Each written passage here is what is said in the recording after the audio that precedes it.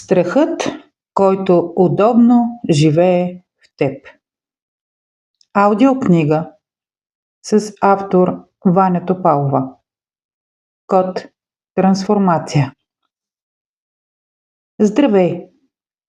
Радвам се, че си тук. Радвам се, че си избрала да отделиш няколко минутки за себе си. В свят, който постоянно бърза, постоянно иска, постоянно очаква да спреш и да се обърнеш към себе си, е може би най-смелото нещо, което можеш да направиш. Ако си тук и слушаш тази аудиокнига, значи нещо в теб е готово. Готово да погледне, готово да чуе, готово да разбере. Готово да се срещне с нещо, което може би много дълго време отлагаш и чакаш да бъде видяно. Преди да започнем, искам да те попитам нещо. Кога за последно страхът те е спрял да направиш нещо, което си искала? Не говоря за драматични моменти. Не говоря за големия очевиден страх. Не говоря за моментите, в които сърцето бие силно и краката се схващат. Говоря за малките неща, онези ежедневни, невидими моменти, в които страхът шепне тихо и ти го слушаш без дори да осъзнаваш. Да не си изпратила някакво съобщение, да не си взела телефона,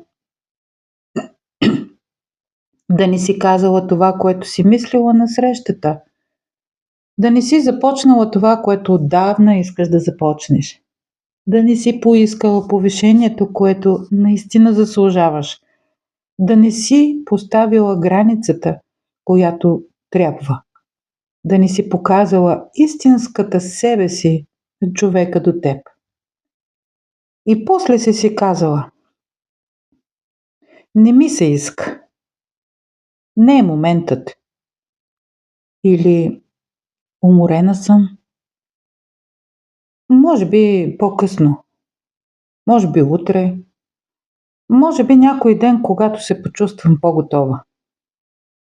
Но истината е съвсем друга. Не беше не ми се иска. Беше страх. Страх, който не се е представил със своето име. Страх, който просто е шепнел тихо: по-добре не дей. По-добре изчакай. По-добре остани там, където е безопасно. Там, където те познават. Там, където няма риск да те отхвърлят, да те наранят или да те разочароват. И ти си го послушала. Отново. Може би 1000 пъти вече. Защото така сме научени.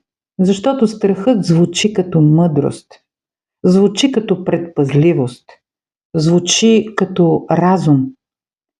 Но той е нещо съвсем различно. Казвам се Ваня Топалова и съм холистичен коуч и терапевт. Работя с жени в процес на дълбока емоционална трансформация. Работя с емоциите не за да ги потискаме, не за да бягаме от тях, а за да ги разберем. За да ги срещнем лице в лице, за да се освободим от тяхната власт над нас и да открием какво всъщност те ни казват. И винаги, без изключение, когато започвам работа с нов клиент, стигаме до едно и също място. До страха. Не защото страхът е най-голямата емоция, а защото в основата на всичко останало стои именно страхът. Зад вината има страх. Зад срамът отново има страх. Зад гнева също има страх. Зад тревожността има страх. Зад обидата дори отново има страх. Страхът е корена. Всичко останало са клоните. И докато не срещнем корена, можем да режем клоните колкото искаме. Те ще израстват отново и отново. Затова исках да започна точно от тук. С теб. С тази аудиокнига. От тази среща между теб и страха, който удобно живее в теб. Днес ще говорим за страха. Не за да те оплаша повече, а за да го видиш, за да го разпознаеш в живота си, за да разбереш как работи и как те управлява и за да направиш първата стъпка да се освободиш от него. Защото свободата е възможна. Знам го. Многократно съм го виждала в работата си с клиенти. Живяла съм го дори. А сега намери удобно място. Отпусни раменете си. Отпусни челюстта си. Много жени не осъзнават колко напрежение носят там. Поеми дълбоко въздух и просто слушай. Глава 1. Моята история със страха. Искам да започна с нещо много лично. Допреди няколко години не разбирах защо. Защо не споделям с родителите си? Защо не съм близка с тях? Защо не мога да разчитам на тяхната подкрепа? Защо когато ми е трудно, се затварям, вместо да потърся помощ? Не търсих причина.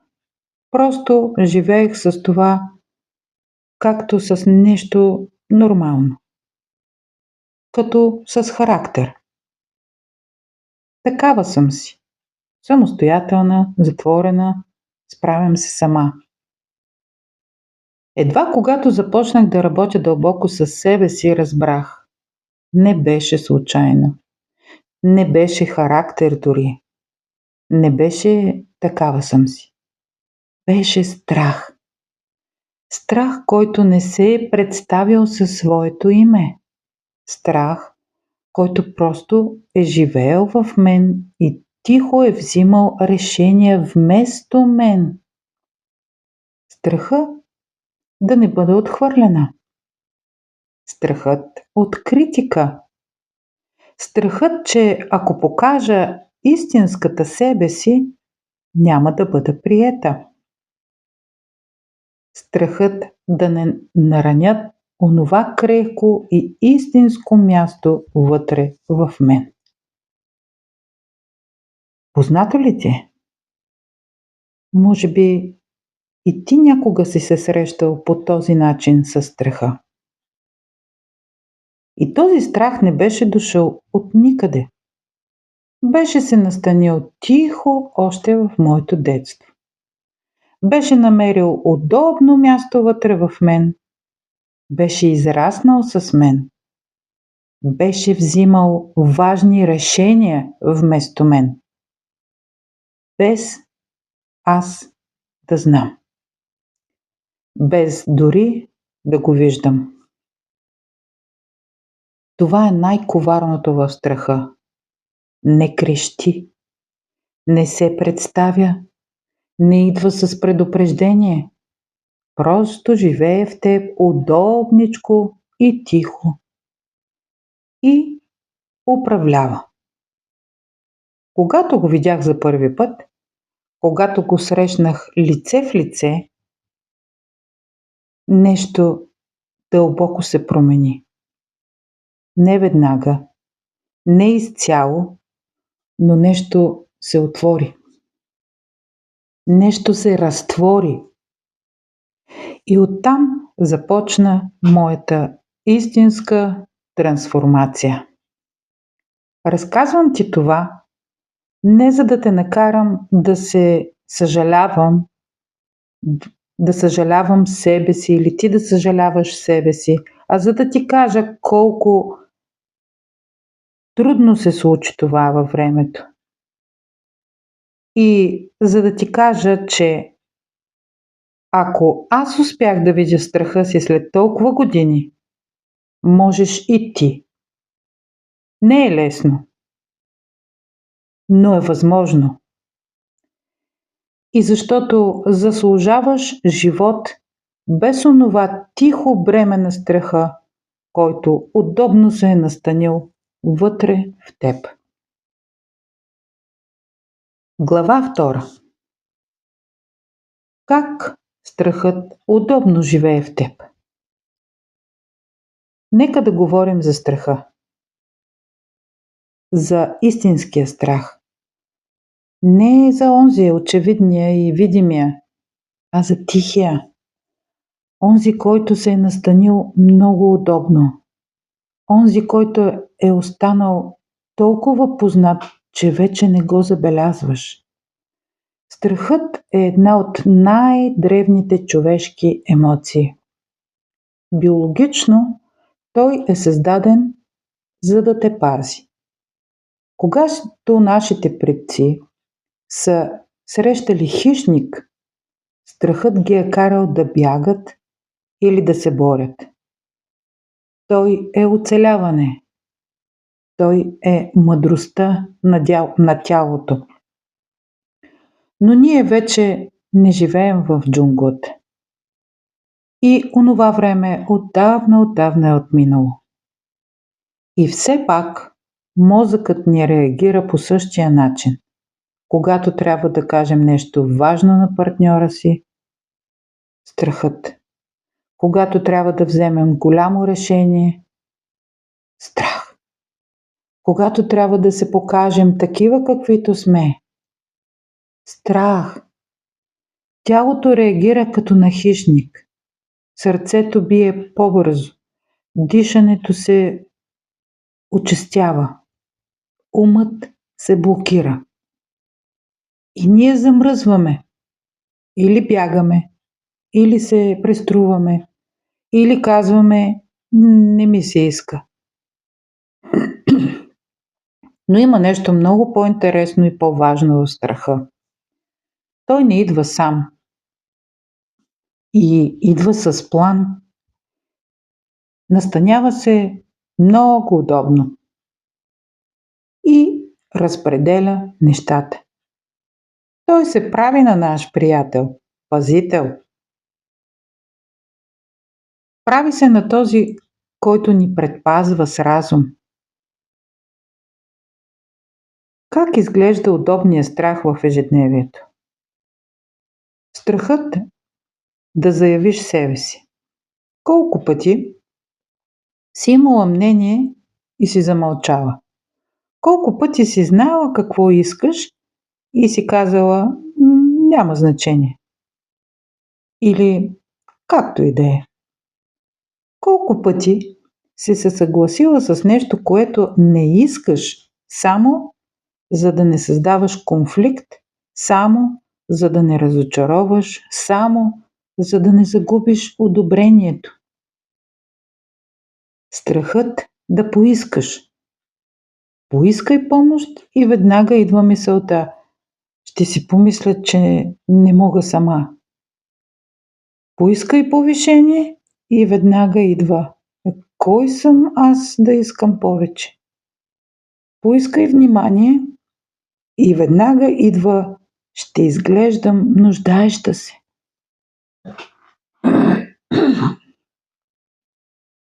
Страхът те кара да свиваш нуждите си. Да се правиш, че не искаш. Да се справиш сама с всичко, дори когато се давиш. Страхът да споделиш.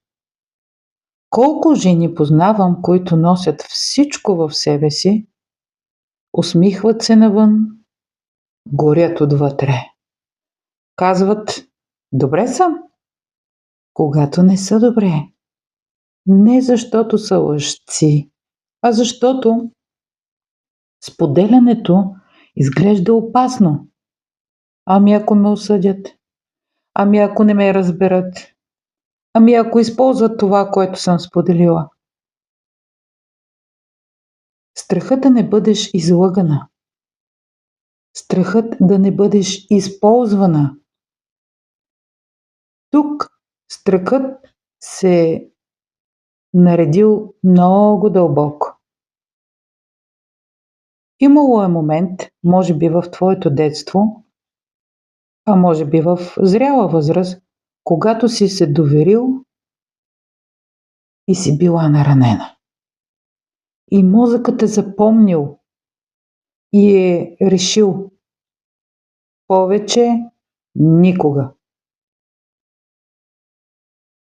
И за това затваряш. И за това строиш стени.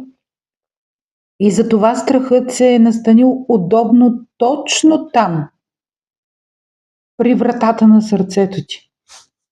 И пази, като страж, не пуска. Нито вреда, нито любов.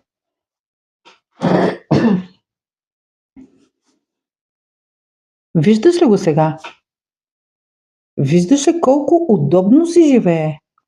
Не крещи, не се вижда. Просто е там и тихичко управлява всяко решение, всяка дума, всяко мълчание. Глава 3. Страхът и другите емоции. Сега искам да ти покажа нещо много важно. Нещо, което промени изцяло начина, по който гледам на емоциите.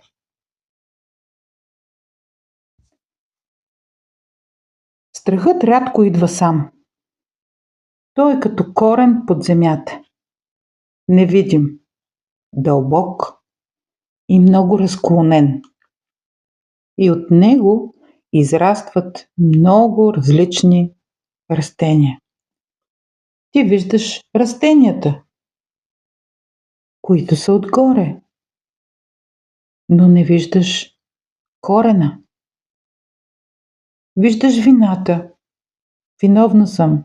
Направих грешка. Не съм достатъчно добра майка или достатъчно добра партньорка или достатъчно добра дъщеря, син. Но под вината има страх. Страхът да не те отхвърлят. Страхът да не изгубиш любовта. Страхът да не те спрат да те обичат, ако видят грешките ти. Виждаш срама. Срамувам се от себе си. Срамувам се от тялото си. От миналото си. От това, което съм направила. Но под този срам има страх. Страхът да те видят истинска. Страхът да не те приемат. Страхът да не те отблъснат, ако разберат кой или коя си всъщност. Виждаш гнева. Ядосвам се, избухвам, после се чувствам ужасно. Казвам неща, които смятам, че не са съвсем удачни. Но ги казвам, защото съм поддадена на гнева. А под гнева отново има страх. Страхът да не те наранят отново. Страхът да не изгубиш контрола. Страхът от собствената ти уязвимост. Над повърхността виждаш тревожност. Не мога да спра да мисля. Постоянно се тревожа. Непрекъснато съм под напрежение. За децата, за здравето, за финансите, за бъдещето, за всичко. Но под тази постоянна тревожност отново има страх. Страх от неизвестното. Страх да не изгубиш това, което имаш. Страх от живота извън контрола ти. Отгоре виждаш обида. Не мога да простя. Нося го в себе си от години. Но под тази обида отново има страх. Отново страха да не те наранят, пак ако простиш. Страхът да не изгубиш себе си, ако отпуснеш. Ето защо страхът е първото нещо, с което може да се работи във всеки клиент. Той стои във всеки от нас. Разбира се, всички други емоции са важни. Защото когато срещнеш страха, всичко останало започва да има смисъл. Когато намериш ключа за заключената стая, изведнъж всичко вътре се вижда много ясно. Глава 4. Как да се срещнеш с страха? Как да работиш с страха? Сега идва най-важната част. Как да работиш с страха? Не срещу него, не да го потискаш, не да го побеждаваш, а да го срещнеш, да го видиш и да го трансформираш от затвор в пътеводител. Първата стъпка е разпознаване. Страхът се усеща в тялото, преди да се появи мисълта. Стягане в гърдите, плитко дишане, напрежение в стомаха, замръзване, желание за бягство. Когато следващия път усетиш нещо от това, спри и си кажи: това е страх. Не го оценявай, не се бори с него. Просто само го отрази, разпознай. Назови го. Страх ме. Само тези 3 думи. Те имат огромна сила, защото назоваването на емоцията намалява нейната власт над теб. Втората стъпка. Любопитство без осъждане. След като разпознаеш страха, попитай. Просто с любопитство. Като изследовател. Без да упражняваш критика. От какво точно ме е страх? Какво се страхувам да се случи? Чия граница защитава този страх? Напомня ли ми на нещо от миналото?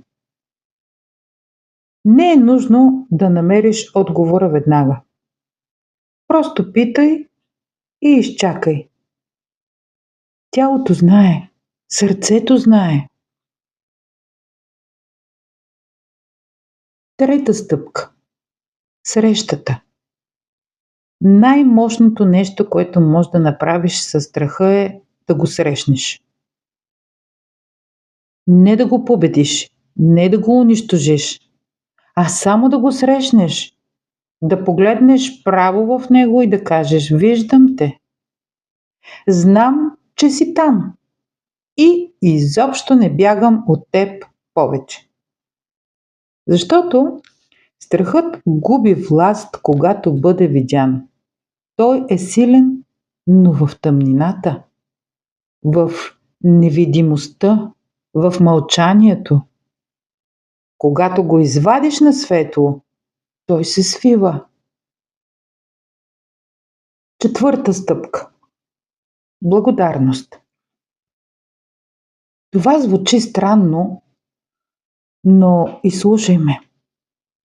Страхът е бил там по причина. Той е пазил нещо важно в теб. Може би те е пазил от болка.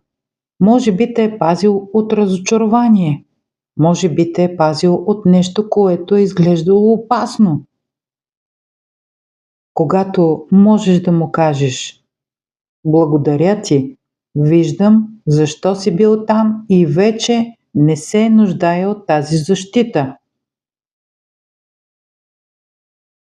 И нещо се освобождава. Огромен товар пада от плещите ти. Дълбоко и истинско освобождаване.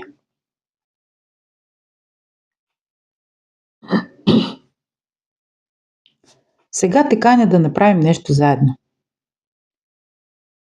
Намери удобна позиция.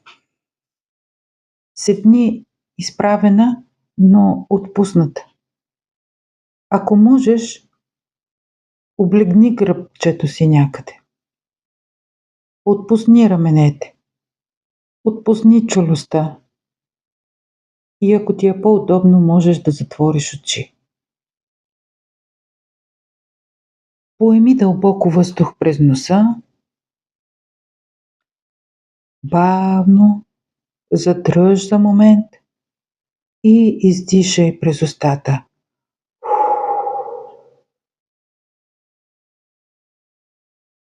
Хайде още веднъж да го направим. Дишай дълбоко през носа. Задръж за момент и издишай през устата дълбоко.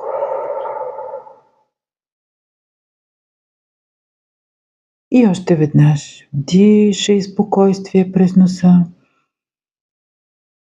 Задръж го и издишай напрежение през устата. Добре. Сега те каня да се върнеш към нещо в живота си, което те спира. Нещо, което искаш, но не правиш. Нещо, което знаеш, но не казваш. Нещо, което чувстваш, но не показваш. Не търси голямото. Може да е малко нещо. Нека дойде първото, което се появи. Когато го намериш, усети къде е то в тялото ти. Къде го усещаш? Къде усещаш страха? В гърдите, в стомаха, в гърлото. И постави ръка точно там, където го усещаш. Кажи тихичко или на глас: виждам те. Знам, че си там. Нищо, че се криеш. И съм готова да те опозная. А сега попитай с любопитство меко, без осъждане. От какво точно ме е страх? Изчакай. Какво се страхувам да се случи, ако действам? Изчакай отговор. Заслушай се внимателно.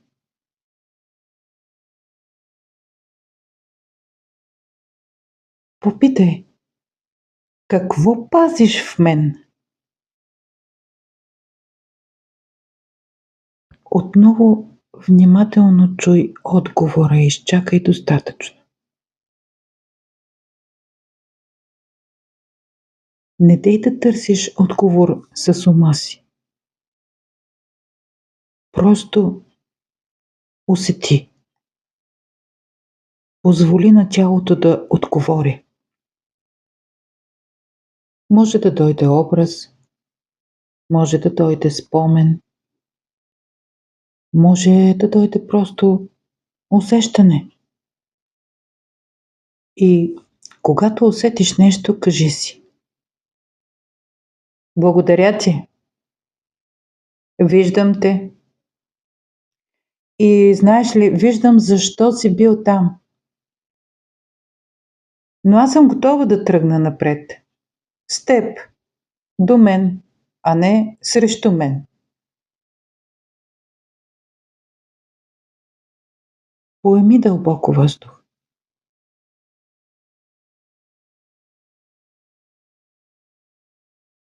Отдай се на усещането.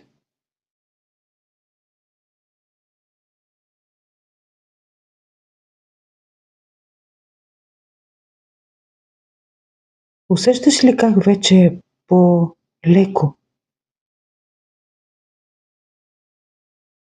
по-спокойно, по-ненатрапчиво?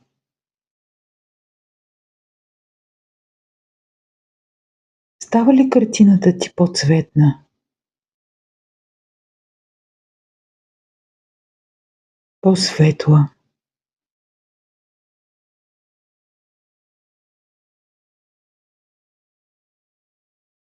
Хайде, благодарим още веднъж. Благодаря ти, видяхте, разбрахте. Нека да продължим. Да продължим заедно. Не като врагове, като приятели.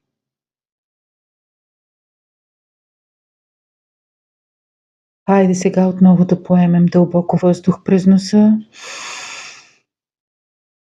Задържаме. Отпускаме.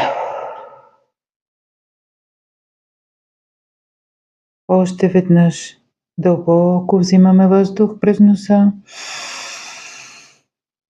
Задържаме и изпускаме през устата бавно всичко, което мислим, че ни пречи.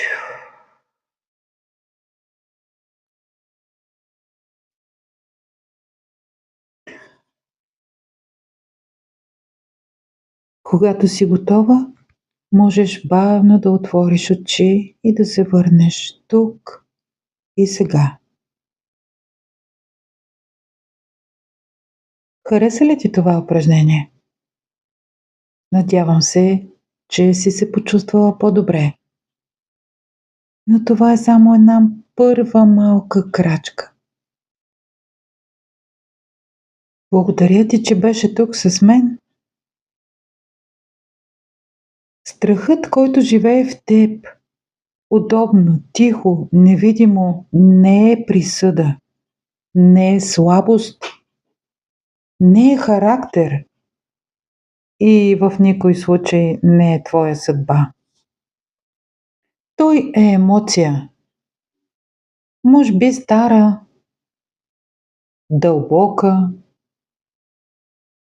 наследена или натрупана с годините, но като всяка емоция може да бъде видяна, разбрана и трансформирана. Когато срещнеш страха си, когато го видиш ясно, живота ти започва да се променя.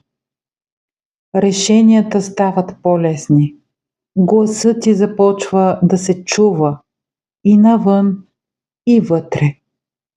Границите стават по-ясни, отношенията стават по-истински и ти самата ставаш по-близо до себе си, до истинската себе си, до жената, която е там, зад всички удобни страхове. Страхът не изчезва напълно, но спира да те управлява. И това е огромната разлика. Ако това, което чу днес, те е докоснало, ако нещо в теб, тези думи са резонирали, ако си се разпознала в онзи тих удобен страх, който живее в теб, искам да те поканя на нещо специално. Предстои ми 3-дневно безплатно преживяване. 3 дни, в които ще работим заедно. наживо, с емоциите, които те блокират. Не само ще говорим за тях, ще ги усетим, ще ги разпознаем и ще направим първите реални стъпки към освобождаването от тях. Наричам го преживяване, а не уебинар, защото това, което ще се случи между нас, няма да е информация. Няма да е просто поредното интересно нещо, което ще научиш. Ще бъде трансформация. За повече информация относно това тридневно безплатно преживяване, намери страничката ми в Facebook. Код трансформация с Ваня Топалова. Или някой от моите групи. А можеш да ми пишеш на лично съобщение и аз лично ще ти изпратя всички подробности, за да се включиш. Това ще бъде уникално преживяване. И ще се радвам да те срещна там. До нови срещи! Пази се и се обичай! Ваня.